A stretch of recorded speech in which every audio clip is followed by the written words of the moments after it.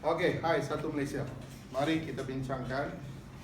Saya menjadi seorang pelajar yang mempunyai kemuskilan tentang perpaduan kaum. Dia kata topik perpaduan kaum macam mana? Apa you nak tahu? Perpaduan kaum pada hari ini. Perpaduan kaum pada hari ini. Hari esok tak mau. Hari ini.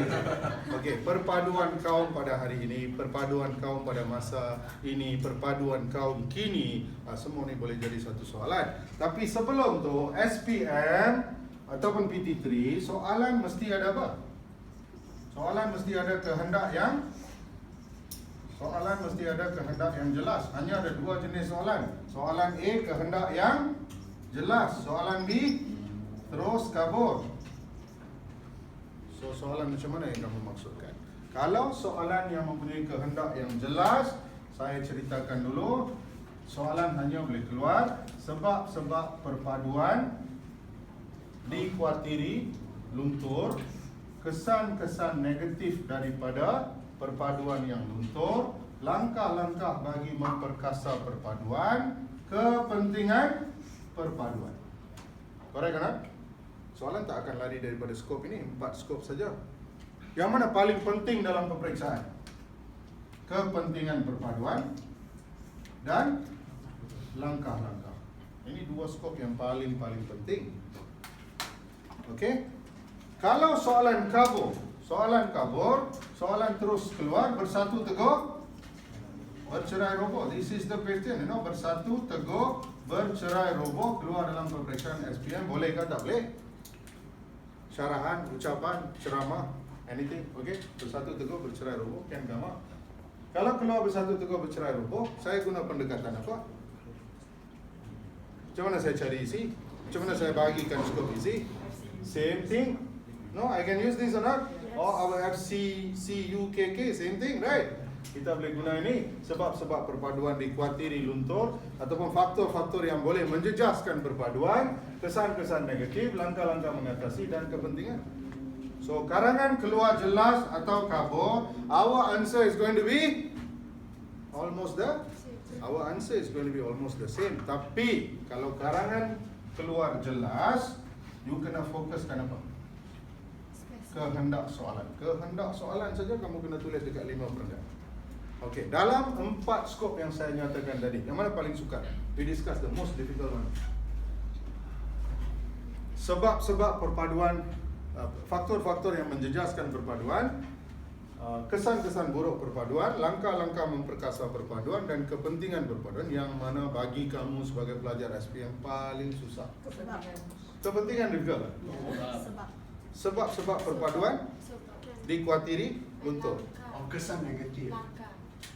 Langkah. Because it's too common factor. Which one is common? Langkah is very straightforward. It's Yeah, very it's like some of right. them also is really difficult to figure out. Which one is difficult to write? Right. Sebab Langkah. langkah difficult to hurai. Yes. Okey, hari ini saya terangkan kepada kamu. Ada soalan lain? You, what's your problem about perpaduan? You got no problem. You're a true Malaysian lah. No problem. Okay? Apa masalah? Skop ada 4 saja dalam exam, 4 skop, yang 2 ni paling popular. Yang mana susah? Sebab-sebab, nak tulis sebab-sebab susah. Okey, saya terangkan sebab-sebab dulu lah. Okey, tuliskan. Apa sebab ataupun faktor-faktor yang boleh menjejaskan perpaduan? Tuliskan. Sikap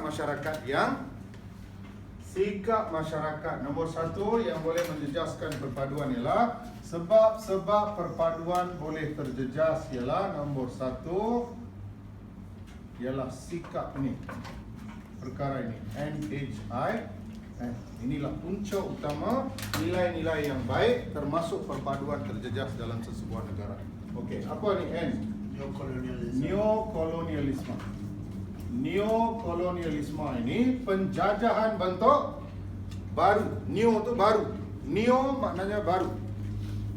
Penjajahan bentuk baru. Sekarang Amerika atau kuasa-kuasa barat tidak perlu datang ke negara kita untuk menjajah. Dia boleh gunakan cara penjajahan yang tersendiri. Okey, penjajahan ekonomi, penjajahan minda dan sebagainya. Okey. Lepas tu sikap masyarakat yang hedonistik. Masyarakat terutamanya generasi muda hari ini mementingkan apa?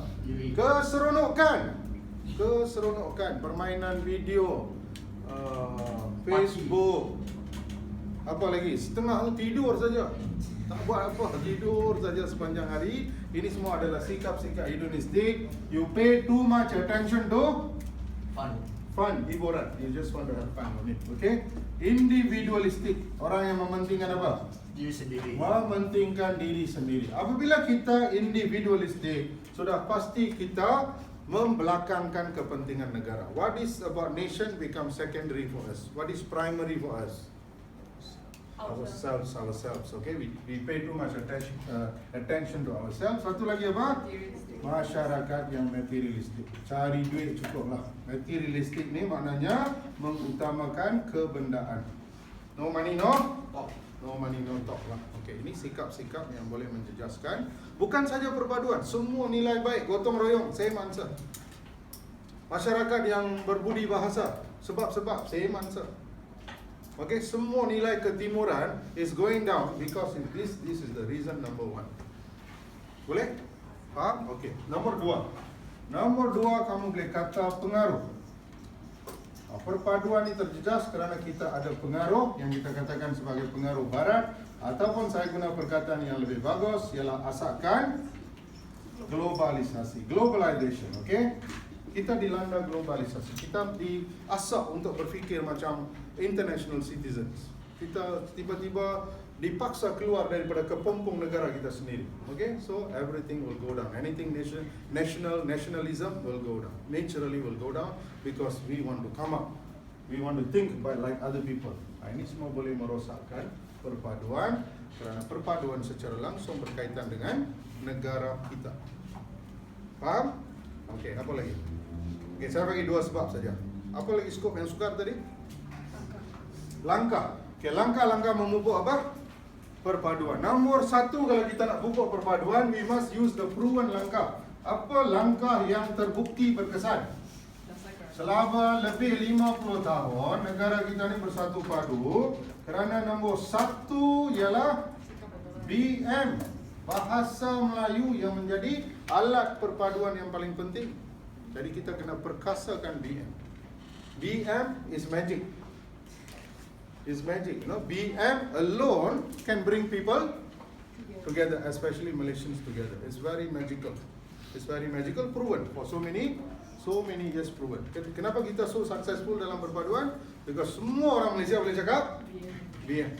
Daripada orang tua sampai yang muda semua boleh cakap BM. So we don't have a problem of misunderstanding that much because we understand each other. We understand each other. Definitely we do. Okay? So BM satu. Nombor dua apa? Sistem pendidikan. Sistem pendidikan harus memberi tumpuan kepada mata pelajaran seperti apa? Sejarah. Ya, selain BM, nombor dua mesti beri tumpuan pada sejarah. Sejarah penubuhan negara bangsa. Sejarah penubuhan negara yang membawa semua masyarakat bersatu padu. Perpaduan dengan pembentukan Malaysia tidak dapat dipisahkan. Malaysia maknanya perpaduan. Dengan perpaduanlah kita dibentuk. Jadi ini message penting yang pelajar-pelajar terutamanya generasi muda harus kenal melalui mata pelajaran sejarah. Apa lagi? Satu lagi perkara yang tadi saya terlupa nak beritahu yang merosakkan perpaduan hari ini ialah media sosial. Because you exercise your freedom too much. You exercise your freedom. You say whatever you want to say. You hurt other people. Other people when they get hurt, what they do? They also have the same senjata. You have Facebook. I also have Facebook. You say something. I also say something. Problem being solved or problem being escalated. Yes. So ini satu lagi. Jadi tuliskan. Yang ketiga ialah disiplin dalam menggunakan media sosial. Cadangan saya yang paling serius ialah disiplin dalam menggunakan media sosial. Just because you have a Facebook account, you cannot be saying anything you like. Disiplin dalam menggunakan media sosial. Ini isi baru lah, something new. Have you heard before? Discipline in using social media? No, something new that you should share in your writing.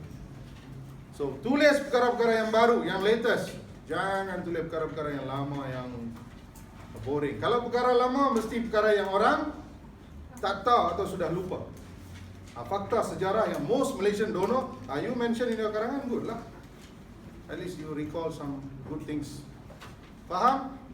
So kalau keluar perpaduan, ada berapa skop? 1, sebab-sebab perpaduan. Luntur. 2, kesan-kesan negatif ketiadaan perpaduan. 3, langkah-langkah memperkasa. 4, Kesan positif. kesan positif ataupun kepentingan perpaduan. So you will just play with this. Kalau keluar kepentingan, yang lain kamu tulis dalam pengenalan atau dalam penutur. Boleh faham? Boleh. Alright, so bersatu teguh. Percaya. Percaya. Thank you.